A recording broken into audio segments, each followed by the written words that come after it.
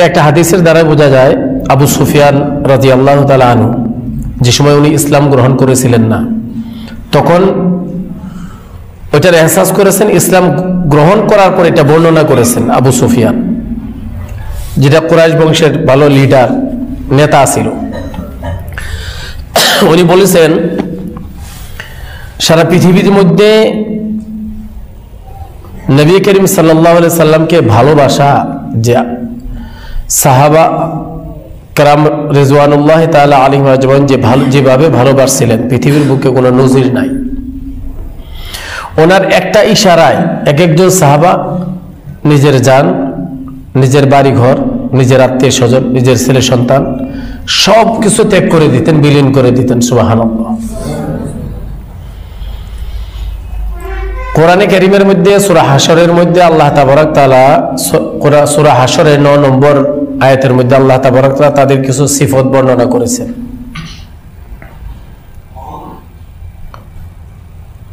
তাদের কিছু সিফত বর্ণনা করেছেন।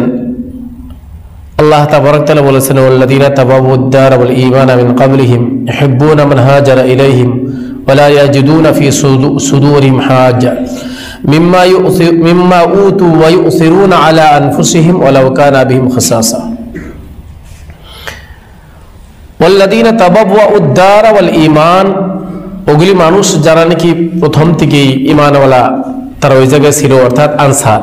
আনসার বলা হয় যারা মদিনার মধ্যে আসিল, নবী করিম সাল্লাল্লাহু আলাইহি ওয়াসাল্লাম মদিনায় হিজরত করে আসার পরে যারা ঈমান কবুল করেছে তাদেরকে বলা হয় আনসার। মুহাজির বলা হয় মক্কা থেকে যারা আল্লাহ রাসূল সাল্লাল্লাহু আলাইহি ওয়াসাল্লামের মহব্বতে দিনের খাতিরে নিজের জান মাল জায়গা জায়দার সম্পত্তি ছেলে সন্তান আত্মীয় স্বজন সব কিছু বিলীন করে আল্লাহ রাসূলের মহব্বতে যারা সব কিছু ফেলে রেখে যারা মদিনাত গিয়েছেন তাদেরকে বলা হয় মুহাজির। বেমিসাল এই নজির আর পৃথিবীতে কোনোদিন হয় নাই।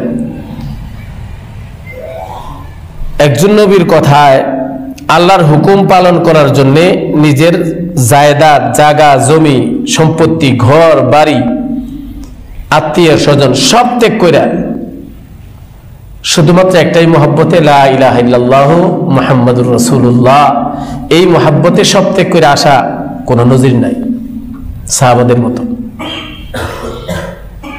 তাদেরকে বলা হয় মুহাজির।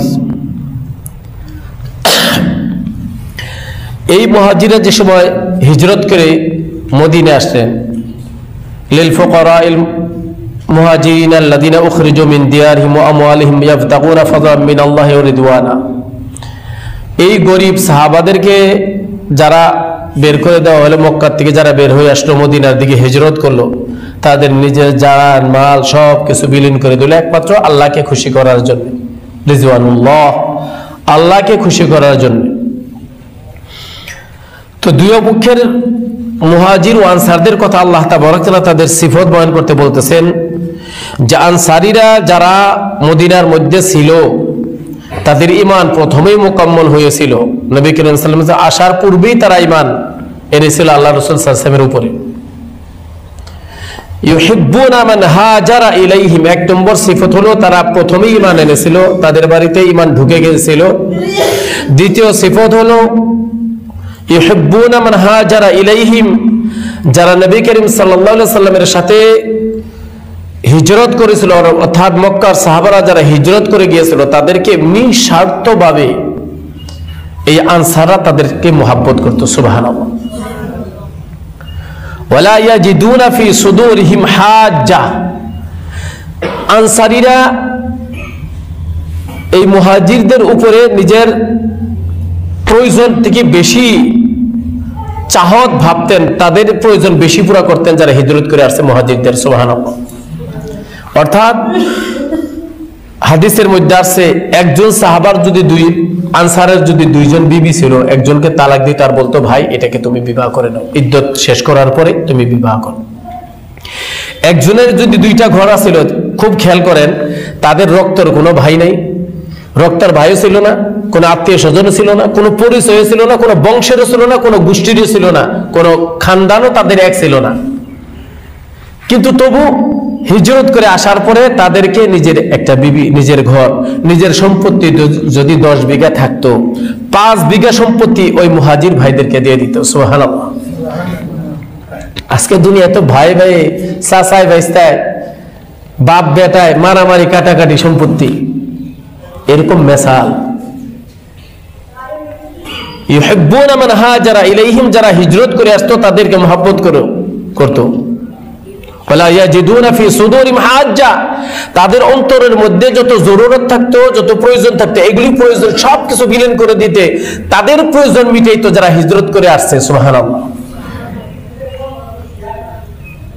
ওয়ামিম্মা উতু ওয়া ইউসিরুনা আলা আনফুসিহিম, তারা যদি অভাবগ্রস্ত থাকতো, তারা যদি কষ্টও পাইতো, এই কষ্ট তাদেরকে দেখাইতো না, কিন্তু তাদের কষ্ট ভাবতে দিত না, অনুতপ্ত হইতে দিত না, তার আগেই তারা সমাধা করতো। সুবহানাল্লাহ। ওয়ালাউ কানা বিহিম খাসাসা, তারা নিজের থেকে তাদেরকে বেশি প্রাধান্য দিত, হাজত থাকলেও তারা অনুভব করতো না, এটা চুপাই রাখতো। ভাই মহতরম দোস্ত বুজুর্গ, হাদিসের মধ্যে আসছে, তিরমিজি শরীফের 2487 নম্বর হাদিসের মধ্যে আসছে, হযরত আনাস রাদিয়াল্লাহু তাআলা আনহু বলেন, লাম্মা কাদিমান নবী সাল্লাল্লাহু তাআলা আলাইহি ওয়াসাল্লাম ওয়া আতাহুল মুহাজিরুন, যে সময় নবী করিম সাল্লাল্লাহু আলাইহি ওয়াসাল্লাম হিজরত করে মদিনায় আসলো, সাথে সাথে মুহাজিররাও আসলো, তখন আনসাররা এই মুহাজিরদেরকে, আমাদেরকে এরকম খেদমত করা শুরু করে দিল, এরকম জরুরিয়ত পুরো করা শুরু করে দিল, তাদের ক্ষেত খামারও যাইতে দেয় না, তাদের দোকানেও যাইতে দেয় না, কোনো কাজ করতে দেয় না, কিন্তু সবকিছু আধা আধা ভাগ করে দেয়। কোনো কিছু করতেই দেয় না, একটু কষ্টও করতে দেয় না, কিন্তু সবকিছু ভাগ করে দেয়। আমাদেরকে কষ্ট অনুভবই করতে দেয় না, খালি বৈশা বৈশা আমাকে খাওয়া। হযরত আনাস রাদিয়াল্লাহু তাআলা আনহু বলতেছেন, অবশেষে আনাস রাদিয়াল্লাহু তাআলা আনহু বলেন, নবী করিম সাল্লাল্লাহু আলাইহি ওয়াসাল্লামকে এই মুহাজিররা প্রশ্ন করলো, ইয়া রাসূলুল্লাহ, আমাদের ভয় লাগতেছে। বলে, কেন? যে আমরা হিজরত করে যার জন্য আসলাম, আমরা সওয়াব কামাবো, আপনাকে মহব্বত করবো, আপনার কথা মানবো, মানুষের জরুরত আমরা পুরা করব, আল্লাহকে আমরা রাজি খুশি করব, কিন্তু এর জন্য তো সমস্ত আনসারীরা আমাদেরকে কোনো কিছুই করতে দিতেছে না, আমরা খালি বৈশা বৈশা খাওয়া লাগে, কোনো কাজও করতে দেয় না, সব জরুরত তারা পুরা করতেছে, আমাদের সমস্ত সওয়াব কি তারাই পাইতেছে?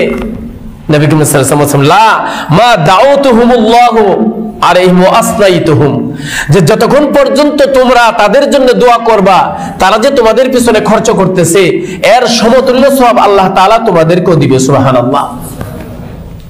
কত আমি নিজে ভাবি যে এই যে মাদ্রাসার মধ্যে মানুষের টাকা পয়সা ধন সম্পত্তি দিতেছে, ধান কোন, চাউল কোন, তেল কোন, ধর্মসভার জন্য কোন, নানান প্রোগ্রামের জন্য মাদ্রাসার মধ্যে টাকা পয়সা দিতেছে, আমরা যে খালি মেহনত করতেছি, আমাদের সমস্ত মেহনতের বদলা কি যারা দান করতেছে, যারা পয়সা পাতি টাকা পয়সা দিতেছে, যারা কষ্ট করতেছে, আল্লাহ কি সব তাগরেই কি দিয়ে দেয় নাকি? এরকম এহসাস হয়। কিন্তু এই হাদিসটা পড়ার পরে, তিরমিজি শরীফের 2487 নম্বর হাদিসটা পড়ার পরে আমাদের এহসাস হয়েছে যে তারা তো দিতেছে, তাদের জন্য যত দিন আমরা দোয়া করতে থাকবো, আল্লাহ তাআলা তাদের দান করার সমতুল্য সওয়াব আমাদের আমলনামায় দিয়ে থাকবো। সুবহানাল্লাহ। সেম কন্ডিশন, মুহাজিরা হিজরত করে গেছে, তাদের জোরে সমস্ত জরুরিয়াত আনসাররা পুরা করছে। তারা ভয় পাইছে যে সব সওয়াব কি তারা পাইতেছে, কিন্তু আল্লাহর নবী বলেছেন, না, যতদিন পর্যন্ত তোমরা তাদের জন্য দোয়া করতে থাকো, তারা দিতে থাকবে, তোমরা দোয়া করতে থাকবা, দোয়া করতে করতে করতে করতে, অর্থাৎ তারা যত দিব তোমরা অত দোয়া করবা, আর তাদের খরচ করার সমতুল্য সওয়াব আল্লাহ তাআলা তোমাদের আমলনামায় দিয়ে দিবেন। সুবহানাল্লাহ। তাদের কি সম্পর্ক, কি মহব্বত ছিল! আল্লাহু আকবার। আল্লাহ রাসূল সাল্লাল্লাহু আলাইহি ওয়াসাল্লাম বলেছেন, আনসার মুহাজির সাহাবাদেরকে যারা মহব্বত করলো, তারা যেন আমাকে মহব্বত করলো, তারা যেন আমাদেরকে মহব্বত করলো, তারা আমাকে মহব্বত করলো। আল্লাহ রাসূল সাল্লাল্লাহু আলাইহি ওয়াসাল্লাম বলেছেন, তারা কতটুকু ত্যাগ করেছেন দেখেন। আচ্ছা, আজকের ডেটে স্বাস্থ্য ভাই তো দূরের কথা, ভাই ভাইকে এরকম সম্পর্ক সম্ভব? আল্লাহ তাআলা যার জন্য কোরআনের মধ্যে তাদের সিফত বর্ণনা করেছেন। বুখারী শরীফের 2048 নম্বর হাদিসে হযরত আব্দুর রহমান বিন আউফ রাদিয়াল্লাহু তাআলা আনহু উনি বর্ণনা করেন, যে সময় আমি কাদিমনাল মদিনা, আমি মদিনার মধ্যে আসলাম, তখন তাদেরকে আমি দেখলাম যে এইরকম তার খরচ করে আমাদের জন্যে, আর এইরকম খরচ করে আচরিত। আমি আসার পরে আখি সাদ ইবনে রবি রাদিয়াল্লাহু তাআলা আনহু, বাইনি ওয়া বাইনা সাঈদ ইবনে রবি রাদিয়াল্লাহু তাআলা আনহু, আমার সাথে আর সাদ ইবনে রবি সাথে ভ্রাতৃত্ব বন্ধন করে দিল আল্লাহ রাসূল সাল্লাল্লাহু আলাইহি ওয়াসাল্লাম। তবে মক্কা থেকে যে মুহাজিররা হিজরত করে মদিনায় যাইতো, তাদেরকে এক এক ভাইয়ের সাথে আনসারদের সাথে ভাগাই দিত, যে তোমার ভাই, এর সাথে তুমি চলো, তুমি এর সাথে থাকবা। এদের তো ঘর বাড়ি টাকা পয়সা কোনো কিছুই নাই। এরকম আছিল কোন সাহাবা একটা শুধুমাত্র কাপড় পিন্দা, শুধুমাত্র শরমগা ঢেকে নিয়ে মক্কা থেকে বের হয়ে মদিনায় আসছে, তাদের কোনো কিছুই নাই। এগুলি সাহাবাদেরকে আল্লাহ রাসূল সাল্লাল্লাহু আলাইহি ওয়াসাল্লাম আনসারদেরকে ভাগাই দিত, এ তোমার ভাই, এ তোমার ভাই। আর তারা এইভাবে ভেবে নিত আল্লাহ রাসূল বলেছে আমার ভাই, এ আমার সম্পত্তির আদা পাবো, আমার ঘরের আদা পাবো, এইভাবে তারা ভাবে নিত। সুবহানাল্লাহ, কত হুকুম মানত তারা।